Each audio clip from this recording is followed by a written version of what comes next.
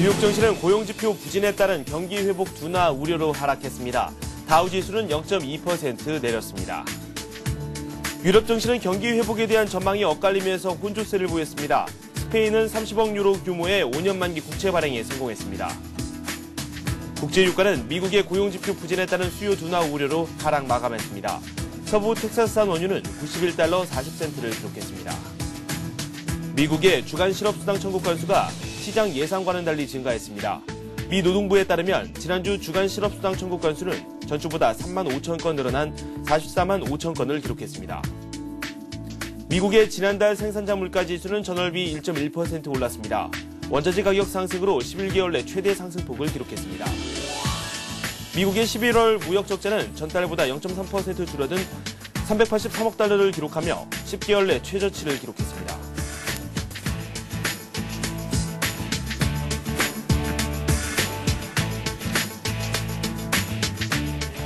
여러분 안녕하십니까? 굿모닝 센 증시의 김종성입니다. 미국 증시와 유럽 증시가 약세를 각각 보였습니다.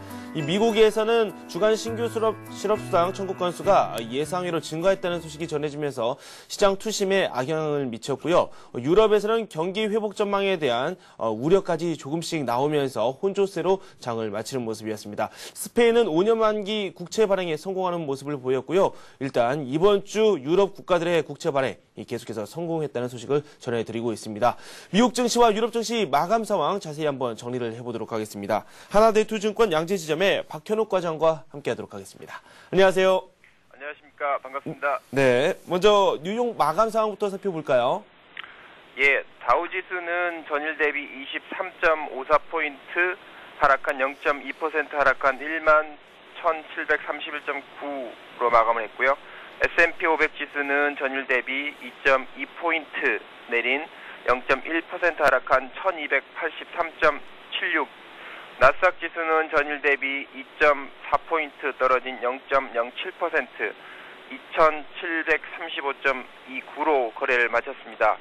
말씀하신 대로 신규 수당 청구 건수 그리고 무역수지, 생산자 물가지수, PPI 등이 3건의 경제 지표가 발표됐고요. 그중에서 실업수당 청구 건수가 예상 밖의 증가로 시장의 악재로 작용을 했습니다. 무역수지 그리고 PPI는 무역수지는 수출 확대에 따라서 적자폭이 줄었고요. 생산자 물가지수는 전월 대비 1.1% 상승했기 때문에 호의적으로 작용을 했지만 결국은 부진한 고용지표 때문에 약세를 보였다고 이렇게 말씀드릴 수 있겠습니다. 네, 살펴볼 내용이 상당히 많죠. 고용 관련 지표부터 생산자 물가 얘기, 무역 적자 이야기까지 나왔는데 하나씩 뜯어서 살펴보도록 하겠습니다. 먼저 고용 지표부터 살펴보도록 하죠. 주간 실업수당 청구 건수가 예상 밖의 증가세를 기록했어요. 이 고용 관련 지표가 좋아졌다 나빠졌다 이렇게 반복을 하고 있는데 일관성 없게 좀 나오는 것 같다는 생각이 들기는 들거든요. 어떻게 보십니까? 예, 말씀하신 대로 컨센서스는 고용지표가 좋게 나올 것이다 얘기를 했었는데 실제 전일 발표된 고용지표는 좋지 않게 나왔습니다. 미국 노동부가 지난 8일 기준으로 신규 실업수당 청구 건수가 전주 대비해서 3만 5천 건 증가한 44만 5천 건 기록했다 이렇게 발표를 했습니다. 전문가 예상치는 40만 5천 건을 웃도는 기록으로 지난해 10월 이후에 가장 많은 숫자를 보였습니다. 이유는 연말 연휴 시즌을 마무리하고 실업자들이 실업급여 신청을 대폭 늘리면서 예상 밖으로 실업급여 신청자가 많이 늘어난 것으로 집계되고 있고요. 실업급여 신청자의 4주 평균치가 5,500건 증가한 41만 6,500건으로 집계되고 있습니다. 고용지표 부진은 결국 소비 감소로 연결될 것이고요. 이는 경기 회복 둔화로 이어질 수 있다는 분석이어서 투자 심리 회복에 대한 위축으로 영향을 미칠 것으로 파악되고 있습니다. 네, 소비가 어려워질 것이다 이렇게 전망을 해주셨는데 상황 자체가 더 좋지 않게 흘러가고 있는 것 같습니다. 인플레이션 우려가 어느덧 미국 시장을 조금씩 잠식하고 있는데요. 생산자 물가가 조금씩 또 오르고 있습니다. 국제 유가를 비롯해서 이 상품 시장 강세가 또 에너지 비롯한 미국 상품 시장 내에도 큰 영향을 미치고 있는 게 아닌가라는 그런 이야기까지 나오고 있는데요. 생산자 물가 어떻게 나왔는지 설명 좀 부탁드립니다. 예. 2월 미국 생산자 물가는 예상 밖을 상회했습니다. 전월 대비해서 1.1% 올랐고요. 이는 예상치인 0.8%보다 0.3% 더 상회한 수치였습니다. 이는 11개월 내 최대폭 증가한 거였고요. 식품, 에너지, 가격 급등이 영향을 미쳤습니다. 근원 코어 PPI 또한 전월 대비해서 0.2% 상승한 것을 나타냈습니다. 네. 미국의 무역 적자 규모, 이 11월 수치가 나왔는데 점차 적자폭이 줄어들고 있다. 이런 이야기가 나오고 있더라고요. 관련 설명 듣도록 하겠습니다. 예, 지금 두 번째로 PPI 좋았고요. 그리고 무역 적자 좋았다는 말씀 드리도록 하겠습니다. 11월 무역 적자는 10개월 내 최저치를 기록했다는 뉴스입니다. 11월 무역 적자가 338억 달러로 0.3% 하락한 것으로 보이는데 이는 예상치 405달러보다 낮았고요. 10개월 내 최저치를 기록했습니다. 경제 회복 그리고 약 달러로 산업재 수출 증가가 영향을 미친 것으로 보이고요. 11월 수출은 0.8% 증가한 1,596달러를 기록했고요. 이는 2년 내 최고치였고요. 이에 주요한 원인은 중국과 독일 자본주의 수출이 늘어서 기인한 것으로 보고 있습니다. 네. 벤 버냉키 연방준비은행 총재가 이 미국 경제 성장세 계속해서 지속되고 있다. 이런 평가를 내렸습니다. 고용시장은 시장 전망을 따라가기에는 약간 버겁겠다라는 이야기를 했지만 그래도 시장 자체를 비관적으로 보지는 않았거든요. 어떻습니까? 예, 말씀하신 대로 버냉키 의장 코멘트는 고용시장에 대한 점진적인 회복을 말씀을 하셨습니다. 2011년 성장률이 3에서 4% GDP 성장률을 이렇게 얘기를 했고요. 미 올해 성장은 하겠지만 고용은 다소 약하겠다 이런 코멘트를 했습니다. 디플레이션 우려는 어느 정도 완화가 되어 있다. 즉 지난 8월 이후 상당히 축소되어 있다 이렇게 코멘트를 했고요. 고용 주택은 느리지만은 천천히 회복되어 있다. 그리고 경제와 신뢰가 먼저 회복이 돼야 된다. 또한 2차 양적 완화 그리고 주가 상승에 대한 기여는 계속될 거다라는 호의적인 코멘트를 했습니다. 네, 인텔의 실적이 나왔는데 결과가 괜찮았습니다. 인텔 CEO도 2010년이 인텔 최고의 해다 이런 표현을 했다고 하는데요. 실적 어떻게 나왔죠? 예, 지금 인텔은 장 마감 후에 나왔는데 네. 장중에는 머크가 나스닥 지수 그리고 다우 지수가 빠진 거는 다우에 상장되어 있는 머크가 야심차게 출시 준비 중이던 혈액응고 억제제가 일부 환자들에게 부작용을 일으킨다 이렇게 얘기하면서 7% 급락했기 때문에 다우 지수가 좀 큰 폭으로 떨어진 것 같았고요. 장 끝나고 나서는 말씀하신 대로 인텔의 분기 실적 발표가 있었습니다. 저희 나라 삼성전자 하이닉스에 아주 민감한 대표적인 반도체 기업인데요. 좀 자세히 보면 그 기업들의 서버에 사용되는 프로세서 수요가 급증했기 때문에 매출 순이익 모두 엄청나게 늘어났습니다. 4분기 순이익이 전년 동기에 대비해서 48% 증가한 33억 9천만 달러고요. 주당 59센트를 기록했다 이렇게 얘기했고요. 톰슨 로이터가 집계한 컨센서스는 주당 53센트였는데 59센트였기 때문에 컨센서스를 초과했습니다. 매출액 또한 8% 늘어난 114억 달러로 집계됐고요. 이 또한 월가 컨센서스인 113억 달러를 소폭 상회하는 수치였습니다. 올해 1분기 인텔 이익률 또한 64% 정도로 기록할 걸로 보이고요. 순이익 4분기 48%보다 64%니까 더 상승한 수치이고 매출 또한 소폭 증가한 119억 달러에 이를 것으로 기대하고 있습니다. 네. 정규장에서는 내림세를 보였던 인텔의 주가, 이 장 마감 이후에 실적 발표가 나는데 시간의 거래에서는 강세를 보이는 모습을 또 보여주었습니다. 유럽 증시 살펴보도록 하겠습니다. 유럽에서도 살펴볼 내용들이 상당히 많았어요. 기준금리가 동결이 됐고 스페인 국채 발행도 성공적으로 끝났다. 이런 평가가 나오고 있거든요. 유럽 증시 마감 상황 점검해 볼까요?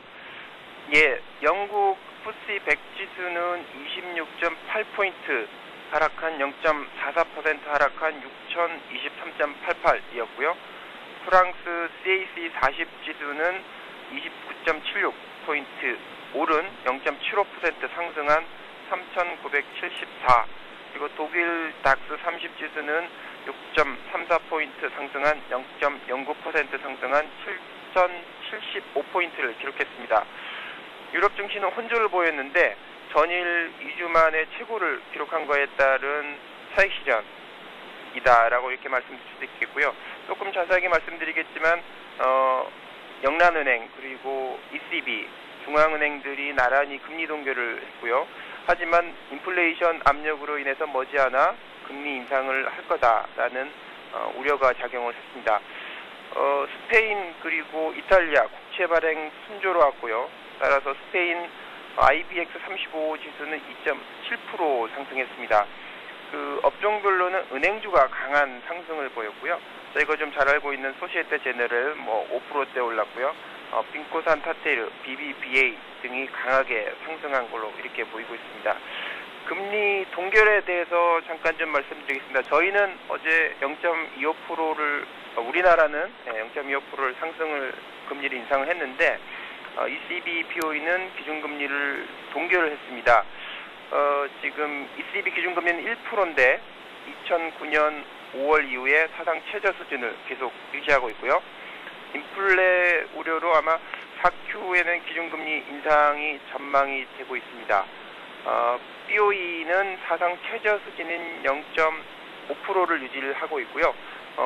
중앙은행, 지금 영국 중앙은행 그리고 유럽 중앙은행 모두 다 부양 기조를 유지하고 있다. 이렇게 말씀드릴 수 있겠습니다. 네. 다음 소식 추가로 더 살펴보죠. 스페인이 이 국채 입찰 성공적으로 마쳤다. 이런 내용이 전해지고 있습니다. 관련 소식 한번 정리해 볼까요? 예, 스페인이 30억 유로 국채 발행에 성공했다는 뉴스입니다. 낙찰 금리는 예상보다 낮은 수준에서 형성이 됐고요. 응찰 규모는 지난해 11월보다도 높은 지난해 11월이 1.6배였는데 이번에는 2.1배로 훨씬 더 많은 응찰이 있었습니다. 국채 입찰에 강한 수요가 몰렸기 때문에 분위기는 좋은 것 같았고요. 그리고 스페인, EU의 구제금융 지원 요청은 없는 것으로 이렇게 파악되고 있습니다. 네. 이번에 상품 시장 이야기를 좀 해보도록 하겠습니다. 국제유가 어떻게 마감됐는지 말씀 부탁드립니다. 예, 지금 고용지표 부진에 다우지수 소폭 하락했기 때문에 유가도 같이 강세를 보였었고요. WTI는 92.40달러를 기록했습니다. 스페인 국채 발행 성공에 따라서 유로는 달러 대비 강세로 마감을 했고요. 1.3346달러를 기록했습니다. 달러 인덱스는 79.19포인트를 기록을 했고요. 1.05% 하락세를 보였습니다. 네. 오늘 밤에 발표될 내용들이 상당히 많네요. 경제지표 숫자도 상당히 많고요. JP모건 체이스가 실적 발표를 하는데 그만큼 또 금융주가 영향을 받을 수도 있겠네요. 자세한 소식 전해주십시오. 예, 우리나라 어제 금융주 강했었는데요. 네네. 이번 주 기업 실적 발표 말씀하신 대로 JP모건 1월 14일 날 예상이 되어 있는데 이전치 그 실적 기준은 0.74 정도인데 예상치는 0.98로 실적이 컨센서스가 조금 더 높게 형성이 되어 있습니다. 경제지표 주요 일정을 말씀드리겠습니다. 지금 예상치보다는 조금 더 좋아 보이는 것이 그 12월 산업생산 그리고 12월 소비자 물가지수 그리고 12월 설비 가동률 그리고 1월 미시간대 소비심리지수 이 지표는 이전치보다는 컨센서스가 좀 더 좋을 걸로 예상이 되는 지표고요. 11월 기업재고 그리고 12월 코어 CPI 그리고 12월 소매 판매는 이전치 대비해서 예상치가 거의 비슷한 수치로 나올 걸로 기대되고 있습니다.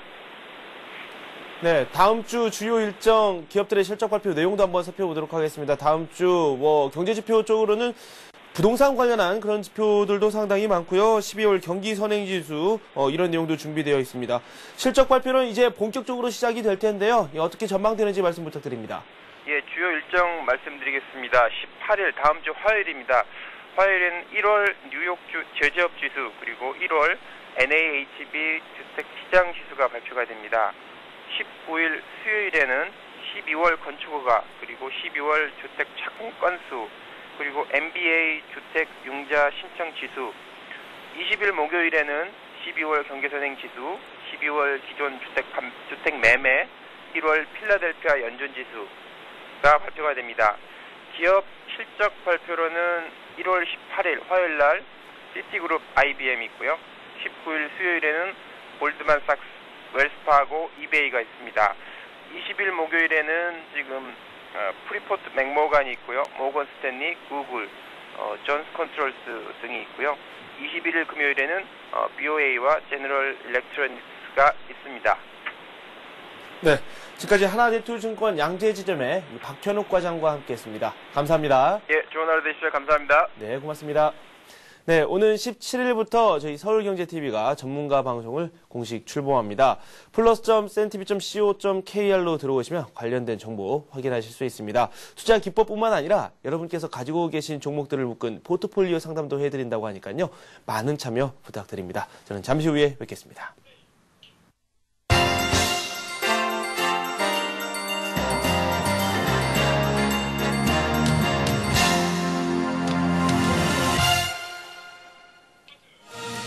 안녕하세요. 글로벌투데이 박미라입니다. 오늘도 보다 발빠르고 생동감 넘치는 지구촌 소식들 전해드리겠습니다. 1월 14일 AP통신 주요 소식부터 출발합니다. 남부수단의 분리 독립 여부를 묻는 주민투표가 일주일 동안의 주민투표가 막바지에 다루고 있습니다. 잇따른 충돌 속에서도 등록 유권자 60%가 투표를 마쳤는데요. 카터 전 미국 대통령은 남부수단의 분리독립 국민투표가 유효 투표율인 60%를 넘어섰다며 이번 투표는 국제 기준을 충족시킬 것이라고 밝혔습니다. 또한 오마르 알 바시르 수단 대통령도 이번 투표 결과를 수용할 것을 약속했다고 덧붙였는데요. 남부수단의 자치정부는 이번 투표에서 60% 이상의 투표율에 과반의 찬성표가 나오면 오는 7월 독립국을 수립할 수 있습니다. 카터 전 대통령은 또 신생국이 될 남부수단이 자력으로 일어설 수 있도록 국제사회가 수단의 부채를 탕감해줘야 한다고 촉구했습니다. 그는 이어 남부수단이 독립국이 되더라도 바시르 대통령과의 관계 유지를 위해 국제형사재판소에 가입하지 않을 가능성이 크다고 말했는데요. 바시르 대통령은 수단 서부의 다르푸르 지역 내전과 관련한 전쟁 범죄 등의 혐의로 2009년 3월부터 국제형사재판소의 수배를 받고 있습니다.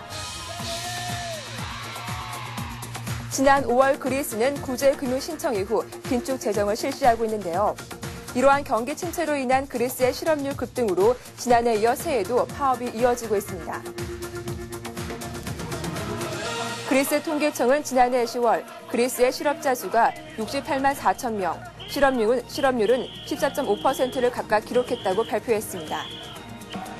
실업률이 1년 전에 비해선 3.7%포인트, 전월에 비해선 0.9%포인트 각각 상승한 건데요.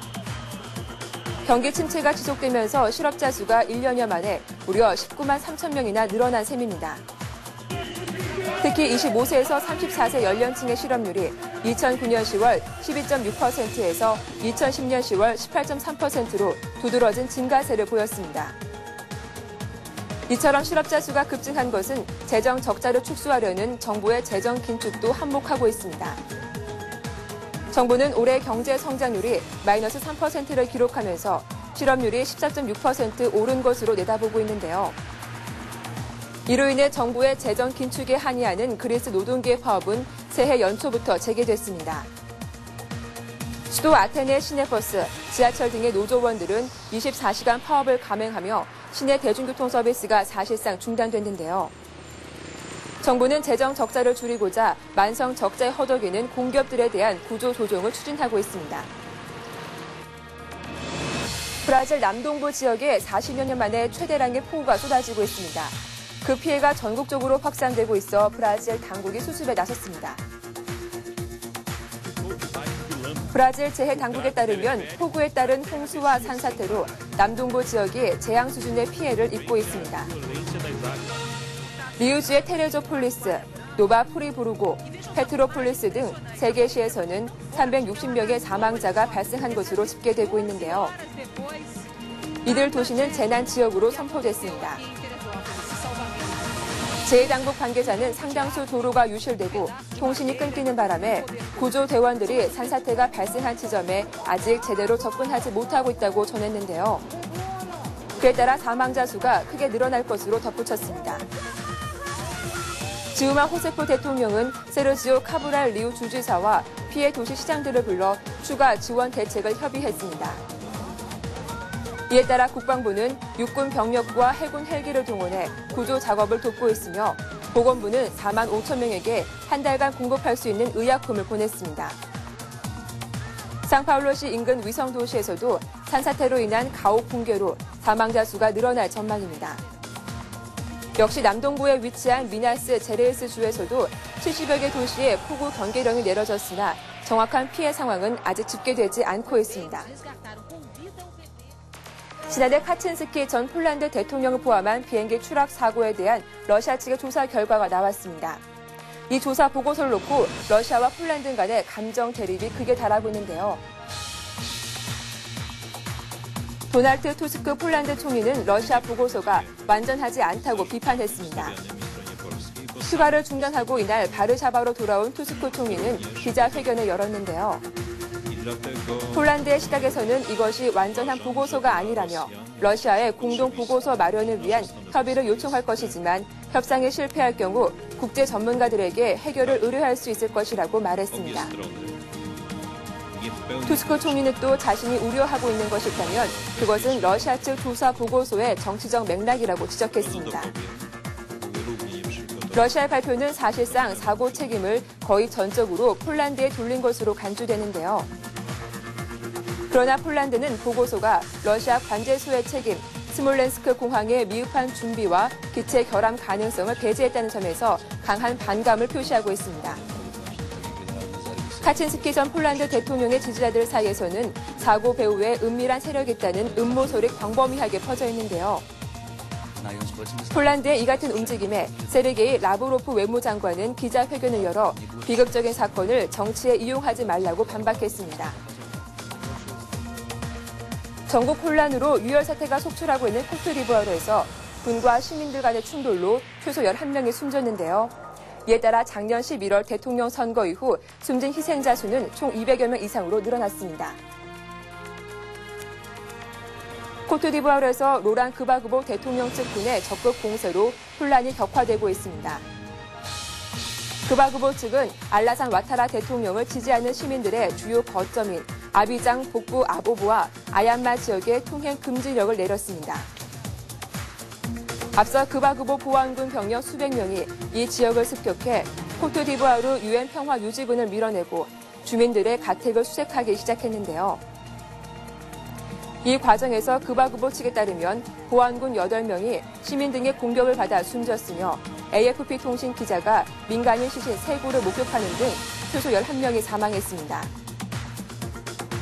이에 대해 그바그보 측은 공격 배후 세력을 모두 색출하기 위해 통금을 내렸고 이를 아비장 내 다른 지역까지 확대할 수 있다고 밝혔는데요. 이 일대는 그바그보 보안군의 공격 등으로 불탄 경찰 트럭과 타이어, 고여있는 핏물 등이 곳곳에 널려있는 등 극심한 혼란이 계속되고 있습니다. 터키 총리가 대규모 인사를 이끌고 쿠웨이트와 카타르 순방에 나섰습니다. 걸프 협력회 국가 간의 경제와 정치 관계에 새로운 지평을 여는 계기가 될 것이라고 보도했습니다. 레제프 타이프 에르도안 총리는 350여 명의 자국 재계 인사들을 이끌고 쿠웨이트, 카타르 순방에 올랐습니다. 방문 기간 동안 터키 재계 대표단은 240여 차례 모임을 하고 상대국 참가자들과 관심 사업에 대한 의견을 나누게 되는데요. 에르도안 총리의 이번 쿠웨이트 방문은 2010년에서 2014년에 쿠웨이트가 계획 중인 1,100개 프로젝트에서 터키 업체들의 기회를 확보하려는 세일즈 외교입니다. 터키 대표단은 이 중 770억 달러 규모의 실크 도시 건설 프로젝트에 주된 관심이 쏠려 있는데요. 이 프로젝트는 터키 건설업체, 건설 자재 판매업체, 컨설턴트 등의 대단한 사업 기회를 제공하고 있는 것으로 알려졌습니다. 에르도안 총리는 터키와 아랍 간 형제와 단결을 강조하며 걸프 산유국들의 마음을 사고자 하고 있는데요. 에르도안 총리는 또 이슬람을 테러와 연결짓는 것은 이슬람에 대한 모독이라며 터키가 같은 이슬람임을 부각시키기도 했습니다. 레바논의 현 정부가 헤즈볼라 등 야권 그룹 탈퇴로 인해 붕괴되는 사태가 일어났는데요. 레바논의 미셸 술레이만 대통령이 새 정부가 구성될 때까지 현 내각이 과도 정부 역할을 맡아줄 것을 요청했습니다. 레바논의 미셸 술레이만 대통령은 성명을 통해 레바논 헌법에 따라 전체 강요 30명 중 3분의 1 이상이 사퇴했기 때문에 현 정부는 성립될 수 없다고 밝혔는데요. 이에 새 정부가 구성될 때까지 현 내각이 과도 정부 역할을 해줄 것을 요청한다고 덧붙였습니다. 사드 하리리 총리가 이끌어온 연정은 헤즈볼라 등 야권 그룹 소속 장관 10명과 술레이만 대통령이 임명한 장관 1명 등 11명이 전격 사퇴하는 바람에 출범 14개월 만에 무너졌는데요.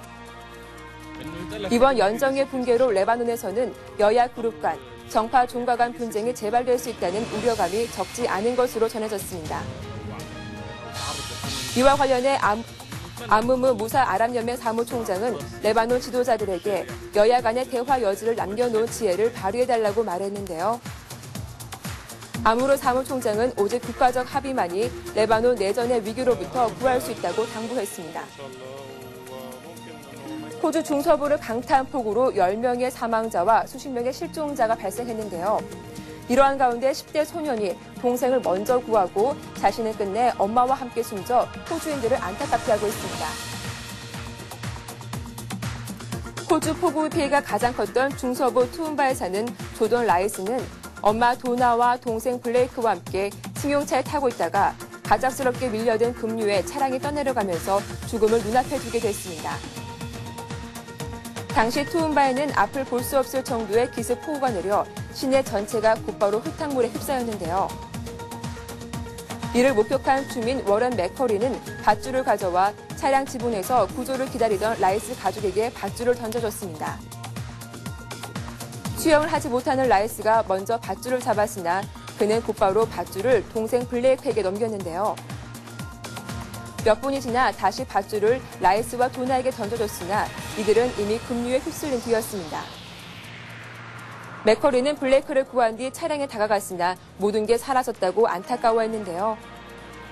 라이스는 결국 동생을 구했으나 엄마와 함께 목숨을 잃고 말았다고 언론들이 일제히 주요 뉴스로 보도했습니다.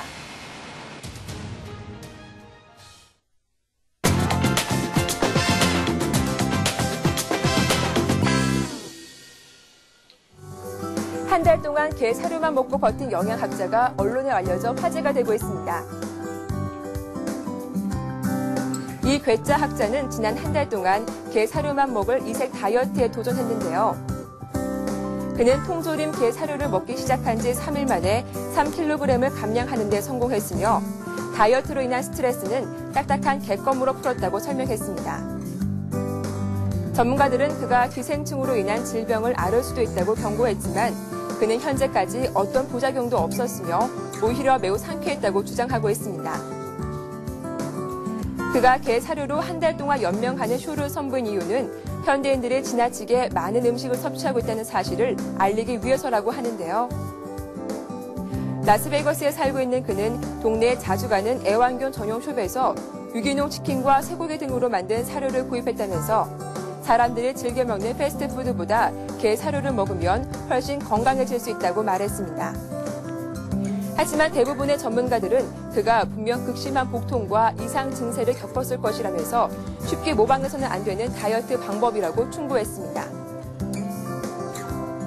구글 스트리트뷰와 관련된 논란이 끊이지 않고 있는 가운데 이번에 남녀가 다투는 장면이 그대로 포착돼 눈길을 끌고 있습니다. 구글 스트리트뷰에 촬영된 남녀 사진이 인터넷 화제거리로 떠올랐습니다. 장소는 정확히 알려지지 않았는데요. 한 남성이 지나가는 여자에게 접근해 제스처를 보이며 어떤 메시지를 전했습니다. 곧 여자의 응징이 시작되는데요. 손을 뻗는 것도 모자라 발도 날아갑니다. 이 상황에 대한 해외 누리꾼들의 평가는 두 가지로 갈립니다. 집안에서도 매를 맞던 남편이 길거리에서도 구타를 당하고 있다는 주장이 제기됐고요. 또 다른 해석은 여자에게 접근해 치근덕거리던 남자가 주인을 만났다는 겁니다.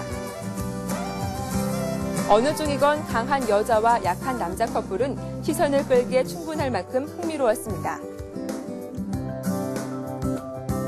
한국에서 태서방이라 불리는 니콜라스 케이지가 실제 살던 미국 대저택의 모습이 공개됐습니다. 최근 미국 부동산 시장에 공개 매물로 나오면서 내외관이 공개된 이 라스베이거스 대저택은 영화배우 니콜라스 케이지가 한때 살았던 집입니다. 1300제곱미터 넓이의 이 저택에는 7개 침실이 있으며 최고급 목조로 제작된 사우나, 극장, 16대의 차량을 보관할 수 있는 차고, 엘리베이터 등을 갖췄습니다. 바닥과 주방은 대리석이 사용됐으며 라스베이거스 도심을 한눈에 조망할 수 있다는 점도 이 저택의 특징입니다. 니콜라스 케이지는 지난 2000년대 이 저택을 비롯한 전 세계 곳곳에서 많은 부동산을 사들인 것으로 전해지고 있습니다. 하지만 사치로 인해 재정 위기에 처했고 이 집 또한 그의 손에서 넘어가고 말았는데요. 이 저택은 2006년에 850만 달러, 2008년에는 995만 달러까지 가격이 치솟았습니다. 현재 가격은 890만 달러, 약 100억 원에 이릅니다. 먹이를 든 관광객을 향해 몰려드는 수십 마리 원숭이 떼가 등장하는 동영상이 화제가 되고 있습니다. 이 영상에는 관광객으로 보이는 남자가 등장하는데요. 이 남자는 현지 주민으로 보이는 여성으로부터 먹이통을 건네받습니다. 그 직후 배고픈 원숭이들이 먹이를 향해 달려들고 남자는 원숭이 떼에 파묻힙니다. 몇 마리 원숭이들은 관광객의 머리와 어깨에 올라타기까지 하는데요. 그래도 남자는 연신 즐겁다는 반응입니다. 영상이 촬영된 장소는 확인되지 않았는데요. 먹이를 향한 원숭이들의 집념이 놀랍다고 누리꾼들은 말하기도 했습니다.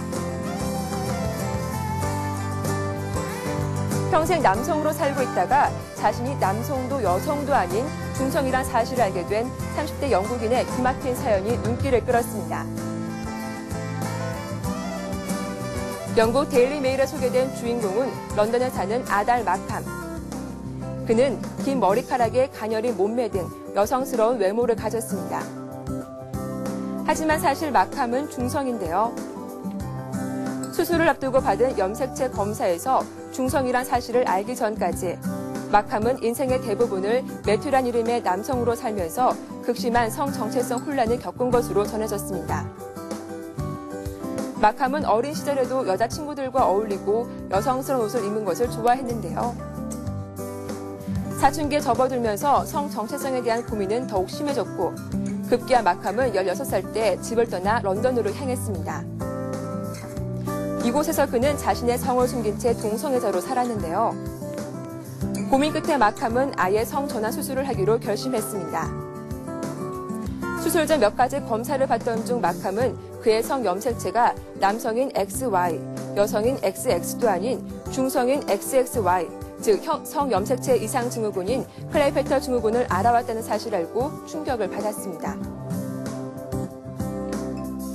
중국에서 뿔이 4개 난 돌연변이 면양이 발견돼 화제가 되고 있습니다.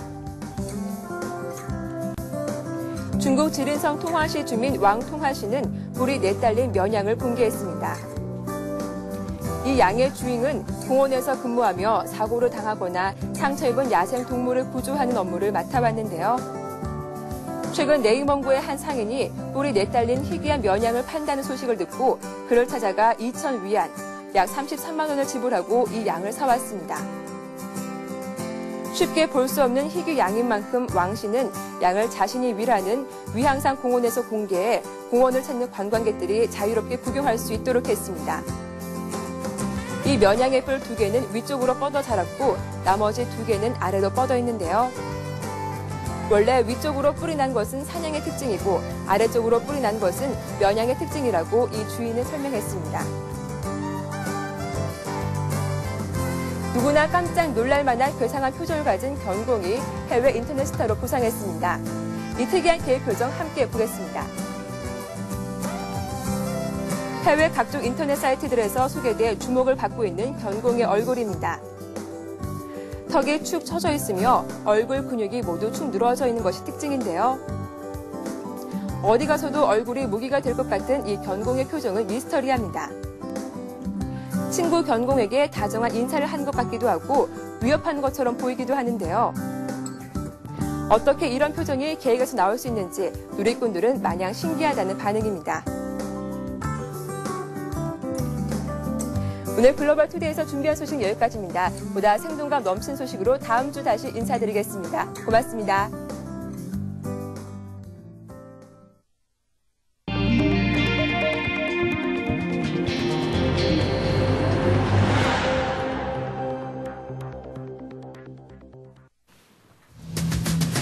한국은행 금융통화위원회는 기준금리를 2.75%로 0.25%포인트 올렸습니다. 한은이 새해 첫 금통위에서 기준금리를 인상한 것은 이번이 처음입니다. 청와대의 물가 안정을 향한 칼날이 휘발유 등 석유 제품에 겨눠졌습니다. 이명박 대통령은 유가와 환율 간 변동 관계를 면밀히 살펴 적정한지 검토할 필요가 있다고 말했습니다. SK그룹이 올해 사상 최대 규모인 10조 5천억 원을 투자합니다. 인력 채용도 역대 최대인 3,000명으로 늘리기로 했습니다. 다음 주 미중 정상회담을 앞두고 위안화 가치가 연일 강세입니다. 달러화 대비 위안화 환율은 전일보다 0.0131 위안 하락한 6.5997 위안을 기록했습니다. 중국이 관리변동 환율제를 도입한 2005년 이후 사상 최저치입니다. 국민연금이 금융위원회 승인 없이 은행 지분을 최대 10%까지 보유할 수 있다는 금융당국의 유권 해석이 나왔습니다. 업계에서는 향후 국민연금이 우리금융지주 매각 과정에서 재무적 투자자로 적극 나설 것이라는 관측입니다. 네, 김영필 기자와 함께하도록 하겠습니다. 안녕하세요. 네, 안녕하세요. 기준금리가 기습적으로 인상이 됐습니다. 시장에서는 동결될 것이다 이런 관측이 더 많았거든요. 네, 시장에서는 전혀 예측을 하지 못했었는데요. 한국은행이 2달 만에 기준금리를 전격적으로 인상을 했습니다. 1월에 금리를 올린 것은 지난 99년 이후 처음인데요. 정부가 물가 급등에 대처하기 위해 지금까지 미시적 대응에 그치지 않고 금리와 환율 등 거시경제 지표에 변화를 주기 시작했음을 의미합니다. 네. 하지만 금리 인상과 함께 은행권이 예금은 물론 대출금리도 동반 인상할 예정이어서 가계대출자들의 부담은 더욱 가중될 것으로 보이는데요. 다만 서민들 입장에서는 인플레이션이 심화돼도 문제가 많기 때문에 이래저래 고달픈 상황입니다. 네. 물론 자산가들은 인플레이션이 심해지면 부동산 보유량이 많기 때문에 상대적으로 유리하고 예금액이 또 많기 때문에 예금금리가 올라서 유리한데요. 김중수 한은 총재는 어제 기준금리를 2.5%에서 2.75%로 0.25%포인트 인상을 했습니다. 김 총재는 이후 가진 기자회견에서 베이비 스텝식의 금리 인상을 통해 인플레를 차단하겠다고 밝혔습니다. 이에 따라 올해 점진적이고 단계적인 금리 인상이 예상이 되는데요. 한은 안팎에서는 상반기 중에 한 1회에서 2차례에 걸친 금리 인상이 있지 않을까라고 예상을 하고 있습니다. 네네. 베이비 스텝이란 앨런 그리스판 전 미국 FRB 의장이 불확실한 상황에서는 아기 걸음처럼 조금씩 간 뒤 돌아본 식으로 금리 인상 정책을 추구해야 한다면서 이 단어를 사용했었는데요. 네네. 현재 전 세계적으로 점진적으로 단계적 금리 인상 흐름이 조금씩 이어지고 있습니다. 김 총재는 소비자 물가는 상반기 중 3% 중후반을 기록하고 유가와 농산물 가격 등에 비춰 상승 위험이 더 커질 것이라고 언급해 한인의 관리 범위인 4%까지 육박할 수도 있음을 시사를 했는데요. 네. 김 총재는 특히 물가 안정은 거시 정책과 미시 정책 조화가 필요하다고 말해 금리 인상과 환율 절상으로 이어지는 거시 기조의 흐름을 예고를 했습니다. 윤지현 기획재정부 장관도 거시 정책을 물가 안정을 확고히 하는 방향으로 운영할 계획이라고 강조했는데요. 실제로 이날 금리 인상 직후 채권금리는 뛰고 환율은 내려갔습니다. 국고채 3년물은 전날보다 0.1%포인트 오른 3.64%, 5년물은 0.07%포인트 오른 4.28%로 마감을 했는데요. 네. 서울 외환시장에서 원달러 환율은 달러당 5원 20전 하락한 1,114원 10전의 거래를 마쳤으며 장 초반에는 1,109원까지 내려가기도 했었습니다. 한편 기준금리 인상과 함께 은행권은 예금과 대출금리를 조만간 올릴 예정인데요. 네네. 국민은행이 정기예금과 수시입출금식 예금 금리를 최고 0.1에서 0.2%포인트 올리는 등 시중은행들이 주말과 늦어도 다음 주부터는 금리를 올릴 예정입니다. 은행권은 여기에 자체 회의를 거쳐서 대출금리 인상 시기와 폭을 결정할 예정인데요. 네. 특히 양도성 예금 증서 금리가 올라감에 따라 변동형 주택담보대출 대출을 받은 사람들은 이자 부담이 크게 늘어날 것으로 전망이 되고 있습니다. 네. 그나저나 은행들이 금리를 올리는 거 상당히 빠르네요. 액션이요. 그렇습니다. 원래 올릴 때는 빨리 올리고요. 내릴 네. 때는 늦게 내리는 게 은행입니다. 네. 이명박 대통령이 이번에는 유가에 대해서 한번 언급을 했습니다. 정유업계가 바짝 긴장을 했고 어제 주가로도 반영이 됐거든요. 어떤 내용이 나왔죠? 네, 맞습니다. 아무래도 앞서 말씀드렸던 인플레이션과 또 관계가 있는데요. 이 고물가를 잡기 위해서 이번에는 정유사들을 직접 겨냥하고 나섰습니다. 네. 정부의 물가 관리를 위한 칼날이 이번엔 주유소에 겨눠졌는데요. 이명박 대통령은 어제 국내 고유가 문제와 관련해 가격을 보면 주유소들의 행태가 묘하다고 말했습니다. 네. 굉장히 강력한 언급인데요. 말 그대로 주유소의 그 기름값을 참 믿지 못하겠다 이런 뜻이나 다름없는 얘기입니다. 이 대통령은 어제 청와대에서 국민경제대책회의를 주재하고 어떤 것보다 유가가 다른 물가에 가진 파급력이 크다면서 네. 여러 물가에 영향을 주는 기름값의 경우 유가와 환율 간 변동 관계를 면밀히 살펴 적정한 수준인지 검토할 필요가 있다고 강조했습니다. 네. 이는 국내 정유사의 유가 책정이 적절한지 여부를 살펴 인하 가능성을 살펴보라는 지시로 조만간 정부 주도의 유가 조정이 있을 것으로 전망이 됩니다. 청와대 고위 관계자는 이 대통령이 국제유가가 배럴당 140달러였던 과거에 비쳐 국제유가가 80달러 수준인 최근의 유가가 불합리하다는 점을 들어 인하 요인을 검토하라는 뜻이었다고 설명을 했는데요. 네. 사실상 대통령이 직접 나서서 그 기름값 인하를 검토하라고 말한 만큼 국내 정유사들의 움직임도 바빠질 것으로 보입니다. 네. 또한 이 대통령은 최근 전세 대란 등 부동산 시장 문제에 대해 새로운 주거 트렌드에 맞는 주택정책을 세워야 부동산 가격이 안정된다면서 특히 1인 1가구 증대에 따라 새로운 형태 공급이 필요하다, 소형주택 공급을 늘려야 한다고 강조했습니다. 이 대통령은 지속적인 곡물 가격 인상과 관련해 밀가루 등 곡물은 국제가격에 상당한 영향을 받기 때문에 수급량 조절 등 근본적인 대책이 필요하다면서 해외 특정 국가와 공급 계약을 맺는 등 다변화 정책이 필요하다고 설명을 했습니다. 네. 이 대통령은 교육비 인상 우려에 대해서는 사교육비 부담은 조금 줄어들었지만 향후 계속 신경을 써야 할 분야라면서 특히 입시 학원비 부담을 줄여야 할 필요가 있다고 설명을 했는데요. 그러면서 이 대통령은 대학 등록금과 관련해서는 네. 대학에서 비용 절감 요인이 없는지 스스로 살펴볼 필요가 있다고 덧붙였습니다. 이 대통령은 생활 필수품 하나하나의 가격 안정도 중요하지만 전체 인플레 상승 요인이 무엇인지 큰 줄기를 잡도록 노력하는 것이 좋겠다고 강조했는데요. 네. 또한 소비자 보호 차원에서 판매업체 간, 지자체 간 품목별 물가에 비교해 좋은 정보를 제공했다면서 이와 관련해 주부들의 인지도를 높일 수 있도록 할 방법을 알아보라고 지시했습니다. 사실 이날 회의 내용에서는 네. 전반적으로 이제 물가 관리에 대한 내용을 집중 거론했었는데요. 네네. 그만큼 정부가 인플레이션을 보는 눈길이 많이 우려스러워지고 있다는 것을 보여주고 있습니다. 네, 그렇군요. 그리고 SK그룹이 올해 사상 최대 규모의 이 투자를 한다고 하고요. 인력 채용도 많이 늘린다고 하네요. 기업들이 이게 발빠르게 투자 규모를 늘리고 있죠. 네, SK그룹이 올해 사상 최대 규모의 10조 5천억 투자 계획을 발표했습니다. 인력 채용도 역대 최대인 3,000명으로 늘리기로 했는데요. SK그룹은 어제 이 같은 내용의 2011년 경영계획을 발표했습니다. SK그룹의 투자 규모는 지난 2005년 5전을 넘어선 이후 6년 만에 2배로 늘어나게 됐는데요. 특히 올해 투자 규모는 지난해 8조 원보다 30% 이상 늘어난 수치입니다. 최태원 SK그룹 회장은 글로벌 경쟁이 치열해질수록 대규모 투자를 통해 미래 기술과 역량 있는 인재를 확보하는 것이 기업의 중장기 성장을 위해 가장 필요한 전략이라면서 투자 및 채용 확대 의지를 강력하게 다졌습니다. SK그룹은 전체 투자 금액의 84%인 8조 8천억 원을 국내에 투자하기로 했으며 네. 이 가운데 5조 7천억 원을 정보통신 인프라와 에너지 설비 효율화 등에 집중하기로 했습니다. 그룹의 핵심 분야인데요. 네. 또 미래의 핵심 기술 선점을 위한 연구개발 R&D에 1조 4천억 원을 책정했습니다. 세부적으로 보면 차세대 혁신 기술 개발에 8천억 원, 네. 녹색 에너지 자원 개발에 3천억 원, 신성장 사업 육성에 3천억 원 각각 집행할 예정인데요. 네네. 해외 투자액 1조 7천억 원은 원유, 천연가스 등 해외 자원 개발에 중점을 하기로 했습니다. 네. 채용 규모도 지난해보다 25% 늘려 신입사원 경력사원을 포함해 약 3,000명을 새로 뽑을 전망입니다. 네.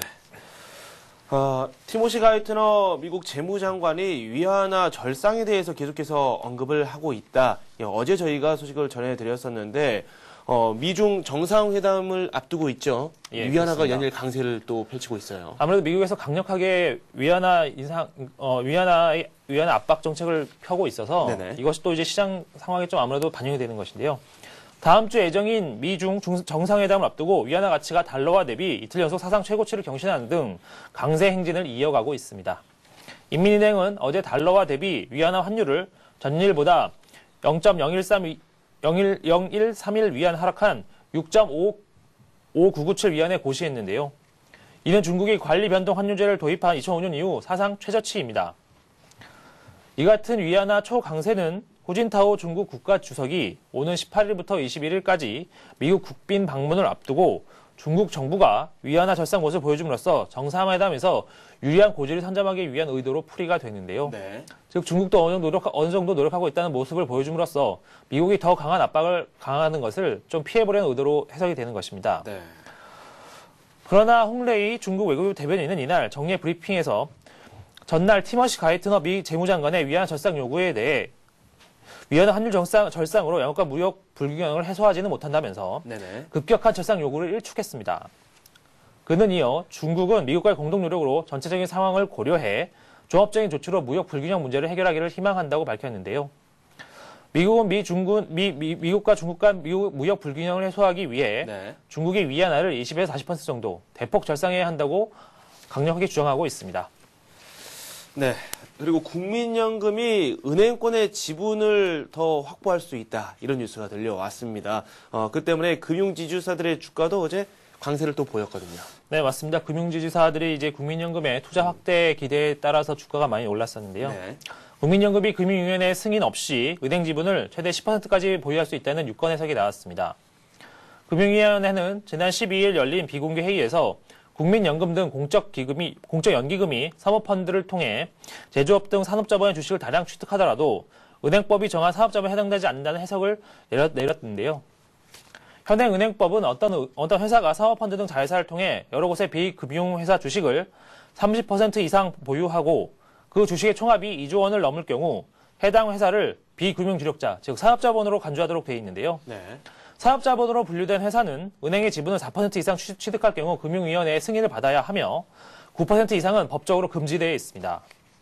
하지만 금융위는 국가재정법상 공적연기금의 경우 사모펀드를 통해 산업자본 주식을 취득하더라도 의결권이 없는 재무적 투자자로만 참여할 수 있어 30%, 2조 원 규정을 초과하더라도 은행법상 규제를 적용받지 않는다고 해석했는데요. 이에 따라 국민연금은 은행 재무 10%를 금융위의 승인 없이 자율적으로 보유할 수 있게 됐습니다. 이에 따라 금융기관 주식 투자 규모도 지금보다 훨씬 많이 늘릴 수 있게 됐는데요.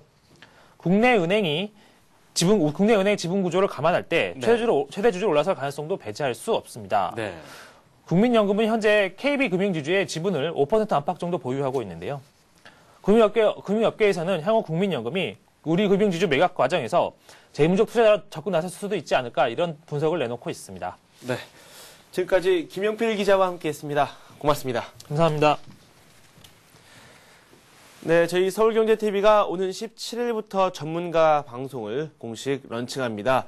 plus.cntv.co.kr로 들어오시면 관련 정보를 확인하실 수 있습니다. 포트폴리오 상담도 해드리고요. 투자 기법도 전수해드립니다. 많은 참여 바랍니다. 저는 출발센 증시에서 다시 찾아뵙겠습니다.